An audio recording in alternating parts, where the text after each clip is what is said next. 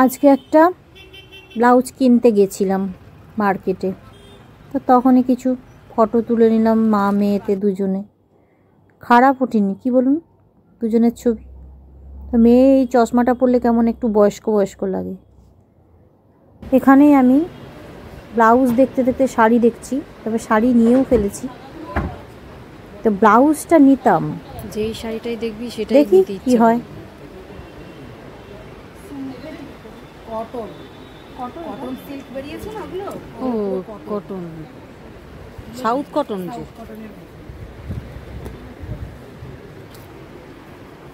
একটাও তো নেই, একটাই আছে।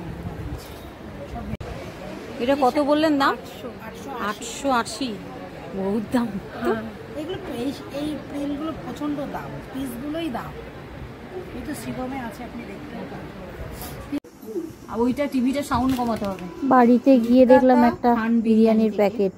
বিরিয়ানি এসছে, আমরা ব্যাস ঝাঁপিয়ে পড়লাম খাওয়ার জন্য। স্বাদটা উপভোগ করবো কেমন হয়েছে। এই যে দেখ, এই যে বিরিয়ানি পেলে কি আর অন্য খাবার খাওয়া যায়? তখন অন্য কিছু ফেলে দিয়ে গরম গরম বিরিয়ানির উপর ঝাঁপিয়ে পড়েছি মা মেয়ে দুজনেই। দেখি কার ভাগ্যে কতটুকু জোটে। না, অনেকটাই দিয়েছে দেখলাম বিরিয়ানি। একটাতেই দুজনের বেশ ভালো মতোই হয়ে যাবে। হ্যাঁ, বেশি আলু বা ডিম দেয়নি। বেশি আলু ডিম নিলে আবার রাইসটা কম হয়ে যায়, তার থেকে এটাই ঠিক আছে। ওহ, কি বলবো, জিভে জল চলে আসছে। খাওয়াটা শুরুই করে দিই, কি বলেন? বিরিয়ানি না আমার এতটাই ভাল লাগে কি বলবো। এখন বাড়িতে তো আমি প্রতি সপ্তাহে একবার করে বিরিয়ানি বানাই। এত খেতে ভালো লাগে, কিছু করার নেই। বাইরের বিরিয়ানি থেকে বরঞ্চ ঘরেরটাই খেয়ে নিই।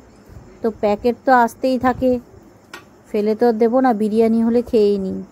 বিরিয়ানির প্রতি আমার একটা দুর্দান্ত ভালোবাসা যেরকম আছে, মিষ্টির প্রতিও আমার একটা বিশাল ভালোবাসা আছে।